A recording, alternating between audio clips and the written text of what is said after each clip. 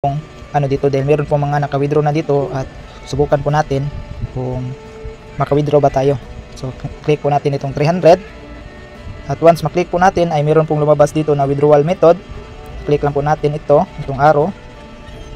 Disclaimer: the information provided by the speaker or presenter of this video or platform is for information purposes only and not to promote. All information is provided in good faith. However, we make no representation or warranty of any kind expressed or implied regarding the accuracy, legitimacy, adequacy, validity, reliability, availability, or completeness of this information.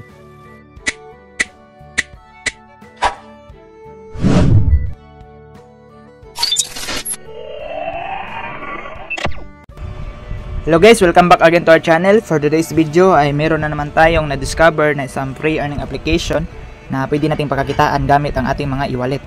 So ang gawin lang natin dito ay manood lang ng mga short drama tulad nito. So meron pong mga iilan na mga series ng drama dito na pwede nating panoorin. At habang manood po tayo ay pwede tayong kumita ng mga coins at ma-convert sa real cash. So katulad nito, once pindutin po natin ito or pindutin po natin itong for you. Ayan, meron po tayong panoorin ng mga drama dito at ang nakagandahan dito ay naka-translate na po siya automatic sa English po. Scroll po natin, ayan. So habang nanonood po tayo ay meron tayong nakuha dito na coins. So once mapuno po ito ay pwede po natin i-claim at i-cash out gamit ang ating mga e-wallet. So depende po sa atin kung maabot po natin yung minimum na coins. Yan. Okay, hintayin lang po natin. So ni-repeat ko. So hindi pala pwede na ulit-ulit ang pagpanood ng video. So ayan, try natin itong pindutin. So dito nga pala ay halos na-complete ko na yung ano dito, yung mga coins. Yan, sabi dito ay watch episodes to get rewards. So kanina ay nanood po tayo na mga episode at meron ding mga daily tasks dito na pwede nating i-claim at check in. At dito sa itaas ay invite friends. So bali nga pala once mag-invite po tayo ng friend ay pwede tayo maka-earn ng total of 195,000 na coins. So kung view details po natin yung rules sa pag-invites. So ayan po. So bali nga pala ay meron tayong na-invite dito na 98 katao. So ang the way po na maka-earn po tayo ng coins dito kung mag-download yung friends na na-invite natin. Meron tayong makukuha na 55,000 na coins. So dito naman, so yung step po dito na ma-earn natin na coins ay once makapanood po yung friends natin ng 10 ka episode ay meron tayong matanggap na 10,000 coins. At ano ba dito?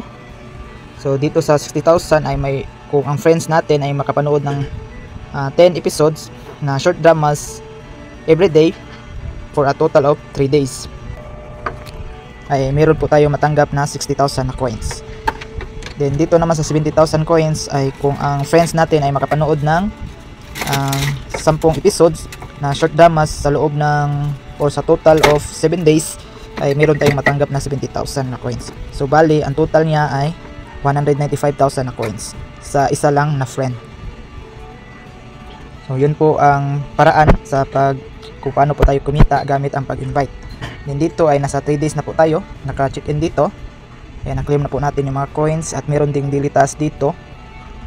Ayan, manood ng ads para makatanggap tayo ng coins. So meron din ditong ano dito, try the game. So tayo natin ipindutin nga. Meron din dito na maglaro tayo. Once makomplete natin ay meron tayong matanggap na coins. So back lang po natin hanggang matapos ng hanggang 1 minute ata ito. So hintayin lang natin matapos.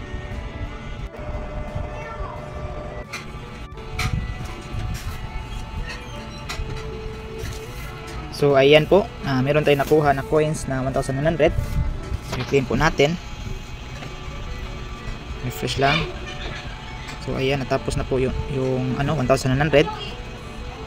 Then dito naman sa newbie task ay meron din tayong makuha na coins once i-follow natin yung mga social media platform nila like Telegram, WhatsApp, or tsaka TikTok para meron tayong makuha na coins. So back tayo, try natin i-click itong reward. Yun pala. So dito naman sa profile, so dito sa profile po ay dito natin makita yung ano natin, yung pangalan at saka yung ID natin. Dito din natin makita yung mga history na pinapanood natin na mga short drama or short video. At meron din ditong favorite. So wala po tayong ano dito, favorite. Then dito din natin makita yung coins natin kung magkano po yung convert niya sa piso.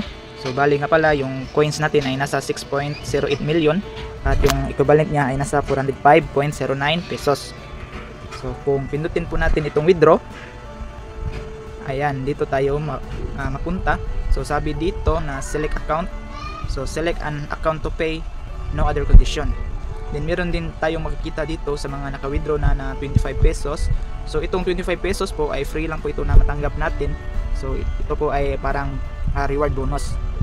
Hindi ko lang po napakita sa video yung paano po natin i-claim itong 25 pesos dahil hindi ko po na screen record dati. Pero naka-claim na po ako ng 25 pesos dito. Kung tingnan po natin sa record, yan po. At no need po siya ng coins.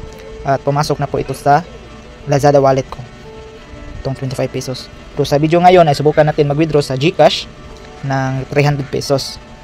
So dahil ang minimum dito ay nasa 300 pesos. Then yung ano dito, yung withdrawal rules nila, according sa rule number 2, the withdrawal will arrive in T plus 7 days with delays during holidays. So kaya subukan po natin na mag-withdraw dito ng 300 at kayo na lang po ang magbasa dito sa iba pang mga rules. So click po natin itong 300. At once maklik po natin ay meron pong lumabas dito na withdrawal method. Click lang po natin itong arrow. Then ang withdrawal method dito, Lazada, GCash, PayPal. So click po natin itong GCash. Then click po natin itong OK. Then withdraw. It's been exchanged today, please come back tomorrow. So kaya pala hindi pa tayo naka-withdraw, ay naka-withdraw pala tayo kanina ng ano dito, ng 25 pesos. So sa next video ko na lang po pakita ko na mag-withdraw ako ng ano dito 300 pesos. Then meron na pala akong na-withdraw na 25 pesos kanina. So dapat pala na isang beses lang pala kada araw tayo mag-withdraw sa application na ito. So dahil mababasa pala natin dito sa rule number 4, only one withdrawal application can be made per day. So kaya pala na hindi tayo maka-withdraw ulit dahil naka-withdraw na pala tayo ng 25 pesos. So sa next video ko ay subukan po natin na mag-withdraw ng 300. Pero nakita nyo naman na na-receive po yung 25 pesos dito sa withdrawal records. So ang status dito ay withdrawal successful at na-receive ko na po ito sa Lazada wallet ko. So yun lang po, sana meron kayong natutunan sa simple tutorial na ito. God bless. Visit us my YouTube channel, Juni Agatano, and click subscribe and notification bell to keep you updated on my videos. The videos I upload about personal blog and finance. Thank you so much and God bless.